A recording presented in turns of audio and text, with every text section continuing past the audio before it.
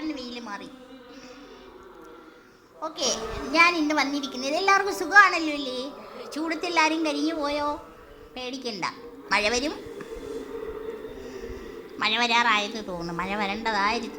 പക്ഷേ ഈ നമ്മുടെ ഇലക്ഷൻ കാരണമാണെന്ന് തോന്നുന്നു മഴ അങ്ങനെ മാറി മാറി പോകുന്നു.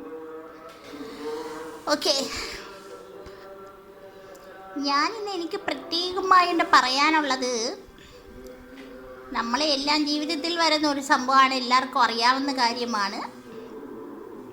എങ്കിലും ഞാൻ ഒന്നുകൂടെ പറയാം.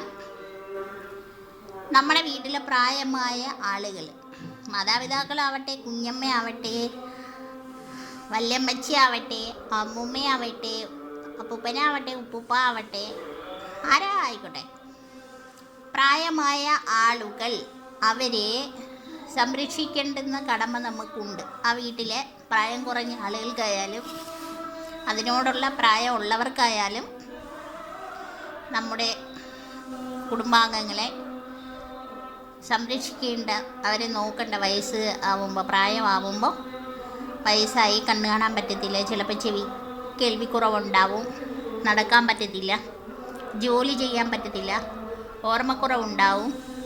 ഇങ്ങനെയൊക്കെയുള്ള സന്ദർഭങ്ങളിൽ അവരെ വാർദ്ധക്യമാണ്. ഓരോ മനുഷ്യനും ഓരോ സ്റ്റേജിലൂടെ കടന്നു പോയി വേണ്ടേ നമ്മൾ ഈ ലോകത്തോട് വിട പറയാൻ. അപ്പോൾ അങ്ങനെയുള്ള ആളുകളെ നമുക്ക് മാക്സിമം നമ്മുടെ കഴിവിൻ്റെ പരമാവധിയും അവരെ സംരക്ഷിച്ച് നോക്കേണ്ട കടമ നമുക്കുണ്ട്. നമ്മുടെ സമൂഹത്തിനും നമുക്കും, ആ കുടുംബാംഗങ്ങൾക്കും അയൽക്കാർക്കും എല്ലാവർക്കും കടമയുണ്ട്. അതിൻ്റെ കാരണം ഒന്നുകൂടെ പറഞ്ഞതെന്ന് വെച്ചാൽ, ഞാനിപ്പോൾ ഒരു 4 മരണം കണ്ട്, 3 സ്ത്രീകളും 1 പുരുഷനും. 3 അമ്മൂമ്മമാർ പ്രായമുള്ളവരായിരുന്നു, നല്ല പ്രായമുള്ളവരായിരുന്നു, ഒരു 70-ന് മുകളിലൊക്കെ പ്രായമുള്ളവരായിരുന്നു.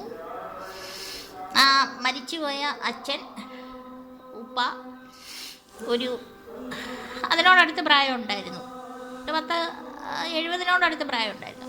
ഇവരൊക്കെ മരണപ്പെട്ടത് വളരെ ദുഃഖകരമായ സാഹചര്യത്തിലാണ്. കാരണം ഇവരെല്ലാം മരിച്ച് 4 ദിവസം, 5 ദിവസം, 3 ദിവസം വീട്ടിനകത്ത് കിടന്നിട്ട് അയൽക്കാരൊക്കെ കണ്ടിട്ട് അവരെ എടുത്തുകൊണ്ട് പോയി പോസ്റ്റ്മോർട്ടം ചെയ്തിട്ട് പിന്നീട് കബറടക്കുകയും അടക്കം ചെയ്യുകയും വൈദ്യുത ശ്മശാനത്തിൽ കൊണ്ടുപോയി സംസ്കരിക്കുകയൊക്കെ ചെയ്യേണ്ടതായിട്ട് വന്നിട്ടുള്ള വളരെ വിഷമകരമായ കാര്യമാണ്. നമ്മളെല്ലാം ആ സ്റ്റേജിലൂടെ കടന്നു പോകും. നമ്മളും അതിനകത്ത് അങ്ങനെയൊക്കെ ആവാതെ ഇരിക്കണമെങ്കിൽ നമ്മൾ ഈ ചെയ്യുന്ന പ്രവൃത്തിയുടെ ഫലം നമ്മൾ എന്തായാലും അനുഭവിച്ചിട്ടേ പോകത്തുള്ളൂ. നമ്മൾ അറിഞ്ഞോ അറിയാതെയോ ചെയ്തു പോകുന്ന കാര്യങ്ങളാണിത്. പക്ഷേ വളരെ ദുഃഖകരമായ കാര്യമാണ്. നമ്മുടെ സമൂഹത്തിനും നമ്മളെ കുടുംബാംഗങ്ങൾക്കും അത് അവരുടെ ഡ്യൂട്ടിയാണത്. ആര് ചെയ്യാനോ? അങ്ങനെയുള്ള സാഹചര്യങ്ങൾ ഉണ്ടാവാതിരിക്കട്ടെ. നമ്മളെയൊക്കെ പ്രസവിച്ചവർ വളർത്തിയിട്ടേ 4 ദിവസമൊക്കെ നമ്മളെ ഒറ്റയ്ക്കിട്ടിട്ട് പോവുമോ? 4 മണിക്കൂർ ഒറ്റയ്ക്കിട്ടിട്ട് പോവുമോ? അത് നമ്മൾ ആലോചിക്കണം.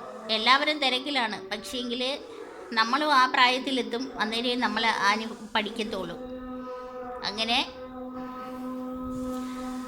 3-4 ദിവസമായി ജീർണിച്ച് പോയി, വീർത്ത് പോയി, ആ ശരീരം കൊണ്ടുപോയി പോസ്റ്റ്മോർട്ടം ചെയ്തിട്ട് ഒന്ന് കുളിപ്പിക്കാൻ പോലും പറ്റത്തില്ലെന്ന് നമുക്കറിയാം. അങ്ങനെ കൊണ്ടുവന്ന് നിമഞ്ജനം ചെയ്യേണ്ട വരുന്നു.